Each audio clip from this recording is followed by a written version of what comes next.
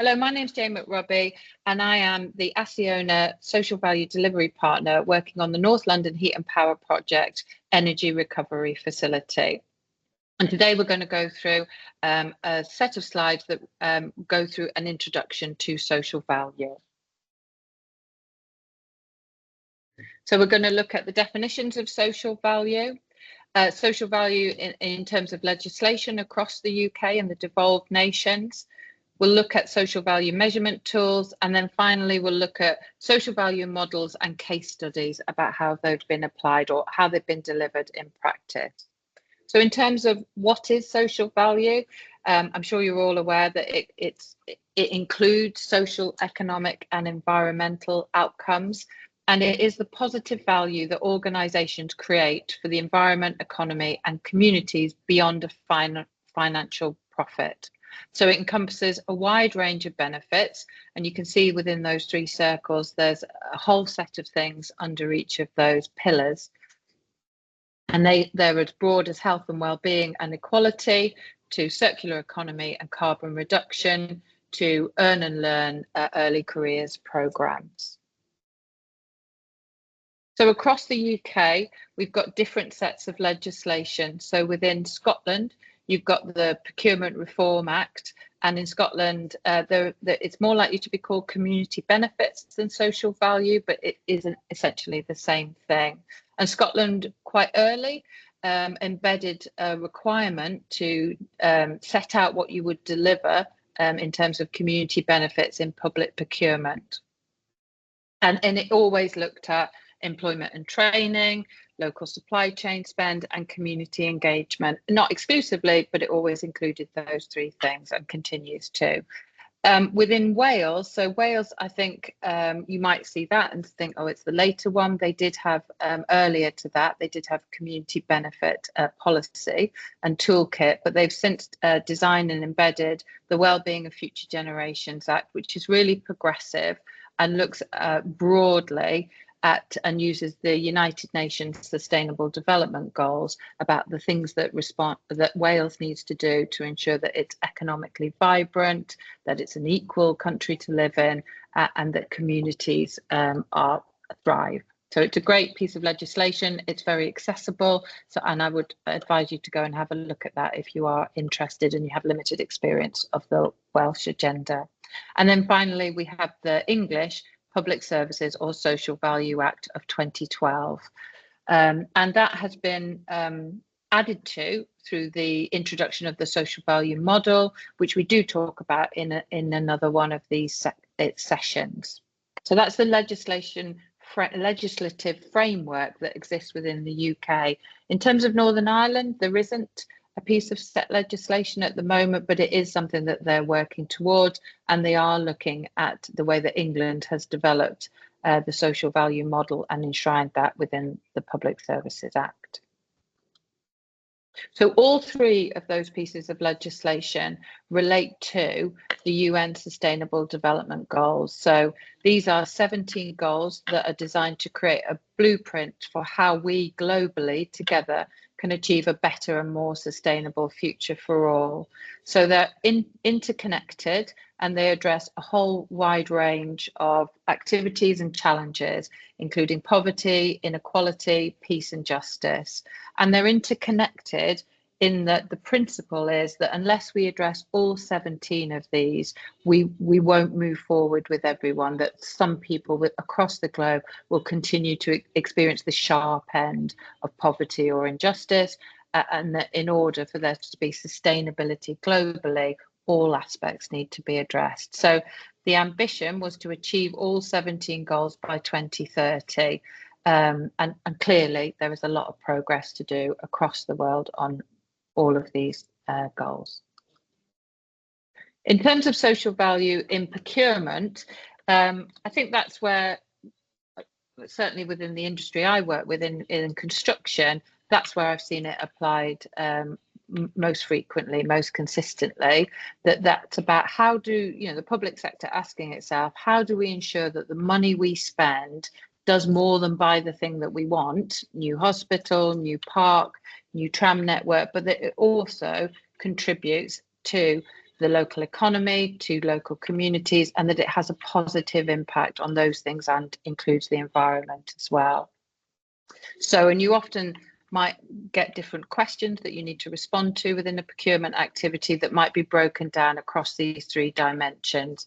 So looking in terms of social, about how would you improve the well-being of individuals and communities, and that might include school engagement as well as community investment activity. How might you use your volunteering? Economic is focused around economic resilience and prosperity to support those communities. So that often is around supply chain spend. So how are you going to develop a local supply chain? How will you support small or micro businesses within that supply chain? And critically, how are you going to ensure the creation of new employment and training opportunities for local communities? And in addition to that, how are you going to reduce barriers so that those people who are disadvantaged within the community are able to access them? From an environmental perspective, you may be asked, how are you going to reduce your carbon impacts? How might you increase biodiversity? And how will you operate in a way that minimises waste to landfill to ensure that there's a viable future for everybody? So I've kind of covered these, but just to pick out some of them, the examples of things that you might get asked within a procurement. So we've talked about underrepresented groups and how you might support them into work, and also prioritising local supply chains. But also in addition to that, you might be asked about, what kind of diversity and inclusion policies do you have? What does that mean to this contract? And how will you ensure that the people who work for you operate within fair and inclusive workspaces? And in addition to that, how might you ensure your employee well-being? So what might you do in relation to mental health or flexible working arrangements that ensure that public sector money is being spent on companies that are delivering good work for people? So clearly there's a real link in social value to measurement. So how do you know when you've delivered social value, and how does the public sector know that they've got what they were promised through that contract? So why is it important? So social value measurement is important because it demonstrates impact. It informs decision making, so you can understand in your delivery potentially of a large project what's working really well, what do you need to do more of, or what are you really struggling with, and what do you need to put more resources in, or what might you need to divert attention away to make sure you are able to deliver tangible benefits. Clearly, it promotes accountability and transparency, so that there is assurance for the public sector procurers that they've got what they bought. It creates a competitive advantage within all sectors, but certainly within the private sector, that those companies that are investing within their social value are able to talk about the impacts that they've been able to deliver, and that can and does give them competitive advantage or enhances their profile within their sector. It can demonstrate that you're aligning with legislation and with policy requirements. Social value can, of course, improve your internal engagement as well as your external engagement. So the development of health and wellbeing initiatives, equality, diversity and inclusion initiatives help contribute to a stronger, more equal and inclusive workspace, which benefits us all, and where everybody has the opportunity to thrive. It helps you understand the long-term benefits. There are, if you look at an apprenticeship framework and you're linking that to addressing underrepresentation of women in construction, you might be targeting people who are coming in those early career roles, and it's going to take time before you can demonstrate that you've had an impact on that profile of women within your organisation and within the sector. It helps build relationships around that common goal that we're all working for a societal purpose, higher purpose. And it can be really useful in contract delivery as well. You might be at different sides in terms of client and contractor, but you can come together in terms of social value and work collaboratively to ensure maximum impact for local communities. And it enhances resource allocation, as I said, by understanding the measurement and the things that are being achieved or not achieved, you're able to allocate your resources better. Okay. So there are a number of different measurement and reporting tools on the market. So here on the right hand side, you can see kind of the four big ones. So you've got HACT, you've got National TOMS through the Social Value Portal, you've got Thrive, and you've got Loop as well. So all four of those are offering social value measurement and reporting, and they have shared characteristics across them. So those are that they all look at both qualitative and quantitative impacts and outcomes, and they all monetize. Not all of their the metrics that they're looking at are monetized, but all of them have an option to monetize social value impacts, so that companies or organizations are able to say, we delivered 10 apprentices and the return on investment from this has been £180,000. They're often focused on the built environment sector, but they are transferable. So I think if we were to take social value back kind of 15 or 20 years, it definitely came out of the construction industry, when public sector procurers started to say, we know you can build well, we know you can deliver on time, that buildings will be designed very well and look lovely, but how will this investment support our local communities and contribute to regeneration within this area? But now you will see social value across a range of sectors and included in public procurement across a range of sectors as well. All of these measuring tools have the option to create contract-specific social value plans. So they operate at different levels. So you can use it for your company social value. So looking at that activity you're doing at a company level, but also drop down into a project. So be able to report on and collate the activity and the impacts that you're doing at that contract level. They all include stakeholder engagement to define priorities. So you can't just come along and say, do you know what you need? But right at the start of the project, there is an opportunity to engage with stakeholders and understand in a particular area or sector, what are the key priorities for that area? Because they won't be the same across all sectors. And they all include online portals that allow for integrated dashboard reporting. So they all produce reports for you. So it can be very handy tools. And the National TOMS, so delivered through the Social Value Portal, has a free option as well. So you can go on their website and you can sign up and you will have access to the TOMS for free. So you can go in there, have a play around with it and understand how you might use that before you decided to go on and have a contract and buy it. So looking at National TOMS, so National TOMS was developed by the Social Value Portal with the Local Government Association. And with that background, it is used, I would say it's the one that's used most across local authorities and certainly within local authority procurement. And it has, I mean, it radicalized social value measurement and reporting when it first came out, because it gave a consistent framework for the things that people, the activities that did drive out social value, and then it gave a consistent framework for what the impact of that activity was as well. So it helped procurers say, it's like apples with apples, we're able to measure people against each other within this consistent framework. So it feels very complicated when you go into it, and it isn't. So essentially it has 5 themes. I think they are just updating this as we record it. So you would need to go into Social Value Portal and see those updates for yourself. But at the moment, it has 5 themes, which are jobs, so local skills and employment, growth, which is around responsible business activities, so engaging small, medium suppliers in your supply chain, but also how do you manage the risks of modern slavery. Social, which is focused at healthy, safer and more resilient communities. Environment, which is focused around decarbonisation. And then innovation, which is applied to all of the other 4 themes. So innovation within that. So how might you bring the themes of local skills and employment together with environment to create an innovative way of working that drives out impacts across both of those themes.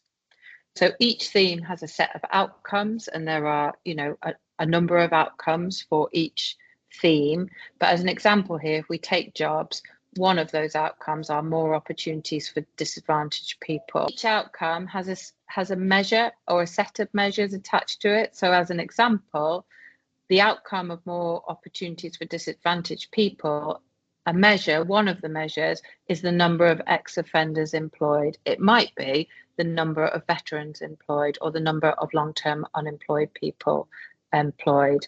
Each measure has a unit, so a unit of measure. So for this one, it's the number of people and looking at full-time equivalent, FTE. And then each unit has a value. So the majority within TOMS are a monetized value, but not exclusively. You might have for record.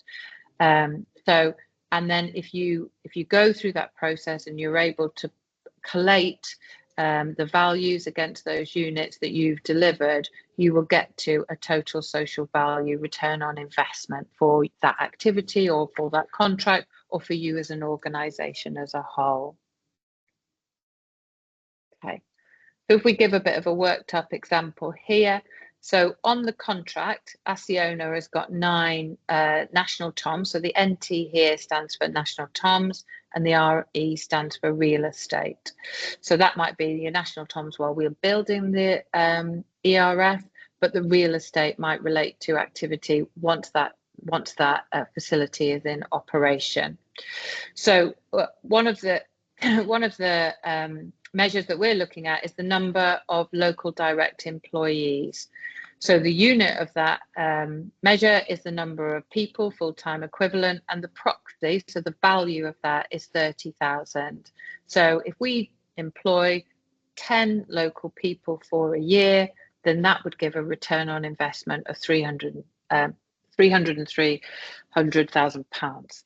Okay, so a second one is looking at the total amount of money spent in the local supply chain, but it also includes a breakdown of the local SMEs engaged, or the number of local VCSEs. So that gives a return on investment of 75 pence. So for every pound you spend, you would get 75 pence.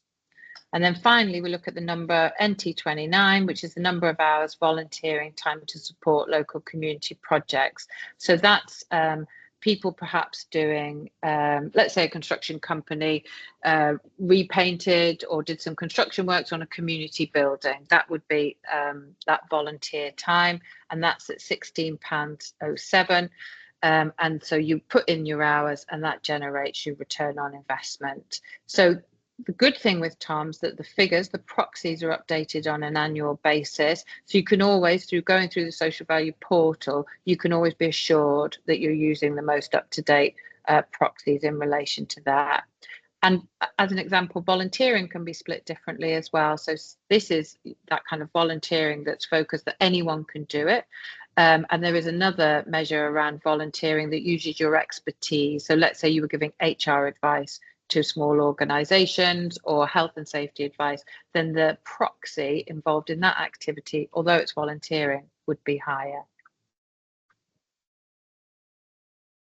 Okay, if we move on to looking at some of the social value models, so we're going to start first of all with Anchor Institution. So this is a model which was developed in America originally, but has been embraced in quite a big way by the NHS. So anchor institutions are large organisations that use their assets and resources to deliver social value. So if we take, let's say, a local NHS trust, you would see that within this circle, they're an employer, they're a large employer, so they've got a real opportunity to deliver social value by the terms and conditions under which they employ people, by mandating the real living wage as an example. They're a workforce developer, so they've got an opportunity there to enhance the skill set of the people that they employ. They can work with other NHS trusts and or universities and or local authorities who are also anchor institutions, and together within that local area kind of bring their activities together so they can have greater impact. They're a community developer in that they have a high level of engagement with local communities, so they're able to capacity build local communities in terms of their skill sets through the way that they work with people. Obviously, they deliver health services, so that there's clear social value impact to the way in which they deliver those services. They're a real estate developer, so the NHS is often involved in the development of new buildings or the refurbishment of new buildings. So how they procure and what they ask for in that procurement, it can be really important. So alongside the real estate, they're also a procurer of lots of different products. And so how they do that and who they do that with can have a real impact. So as an example, the NHS is the biggest purchaser of orange juice in this country. So who they buy that orange juice from and the assurances that they get from that supplier about how they treat their workforce, can have a positive or a negative impact. So anchor institutions have sticky capital. So that means that they're in a locality, they're within a community for a long time. And that's why anchor institutions are more likely to be public sector organisations.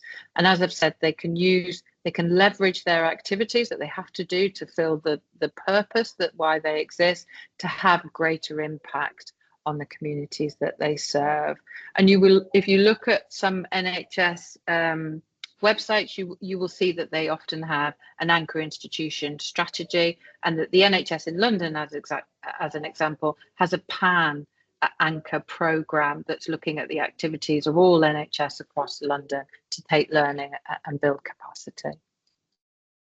Community wealth building, which is a model that has come out of CLES, an organisation called CLES, and has been embraced by a number of Scottish local authorities, but also local authorities such as Islington, who would describe themselves as community wealth building councils. So that is very much focused around a resilient and inclusive economy that works for everybody, so that people aren't automatically or naturally disadvantaged within that community. And it looks across 5 pillars. So you've got spendings around your procurement, inclusive ownership. So you might, a local authority that's community wealth building might look at asset transfer into community ownership as part of that, fair work, finance, and land and property. So Preston is heralded as an exemplar council within that, and they've developed the Preston Pound, where they've got a whole procurement strategy about how do they keep their spending within Preston so that their spending generates jobs and economic resilience and sustainability for the communities of Preston. But Islington and North Ayrshire are also designated community wealth building councils. We now look at supplier diversity. So again, this is another initiative that kind of came from America, which has gained real traction within the UK. And the government, this is central to the government's priority of achieving a 33% SME engagement across its spend, so that within its own supply chain, those 33% of SME businesses. And that's because smaller businesses are more likely to employ locally, and they're more likely those people to spend within their local economy. And that the opportunity here is that for large companies are not kind of locked out of supplier diversity, but it's asking large companies to think about their supply chain and make sure that there is space and access and room for growth for those smaller, more agile businesses that are often can be more responsive to innovation, or can deliver higher levels of innovation and be more responsive to initiatives that deliver social value. Okay, so we look at some case studies about how those social value models have been applied in different areas.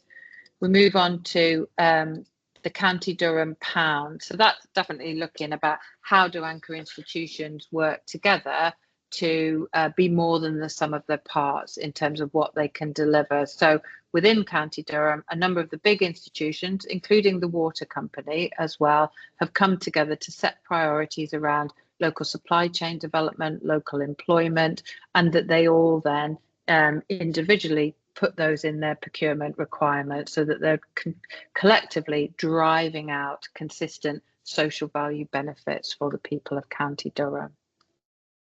Okay, so an example of how they've done this is through the Northumbrian Waters. That's the water company's branch out fund, which is around, helping new companies, new social enterprises grow. And they invested in the new Warlands farm so that they could develop a community orchard. So the grant was given to North East Autism Society, who then developed a training centre at the farm. So not only were they growing local produce, so there was, you know, environmental impacts to that, but that also adults who experienced disadvantage were developing skills, employability skills relating to that harvesting and processing the apples and apple juice. And the money that that orchard made was then being reinvested within that training centre. If we look closer to home, we've got Islington Community Wealth Building. So as a council, Islington have made community wealth building a real priority, and that might be important if you're responding to opportunities with Islington Council or engaging with them as a stakeholder. So they've made a real focus on, you know, increasing access to employment and skills. So as part of that, they've delivered additional numbers of free adult and community courses to ensure that local people have the skills that they need to go for the jobs that are available within the area. They've supported new local businesses or small local businesses by developing affordable workspace that created 40,000 square feet of workspace for local entrepreneurs and small businesses. So that's about helping those small businesses get started and sustain so that they can employ more local people. They've also supported residents by looking at what are the barriers that might stop people from getting into work, and set up a childcare bursary that was helping people as they move into work or sustaining their jobs, and making sure that childcare and a lack of affordability of that wasn't something that stopped somebody getting or sustaining a job. So they work with other anchor institutions within Islington, including the NHS and universities there, to become a partnership. So when we've been involved in a tender for Islington, and together those anchor institutions have said, we want to secure 100 new apprenticeships this year. So one contract can't deliver those, but if that goes out to 50 contracts, that's about two apprentices in each of those contracts delivering their 100. So by working together, they're able to deliver more scale in terms of social value impacts. And then finally, if we look at supplier diversity, and an initiative which is run by Social Enterprise UK is the Bi-Social Corporate Challenge. So this exists to help large businesses engage with social enterprises, diverse businesses, and help them embed sustainability and diversity into their own operations through that high level of engagement with social enterprises. So you can see here on that slide, a lot of very big companies are part of that Bi-Social Corporate Challenge. So each year, big companies are asked to kind of set their growth of spend with social enterprises. So that's really driving that engagement with social enterprises, who in turn are delivering higher levels of social impact through their own, their own mission statements. Okay, that's the end of this session. Thank you very much.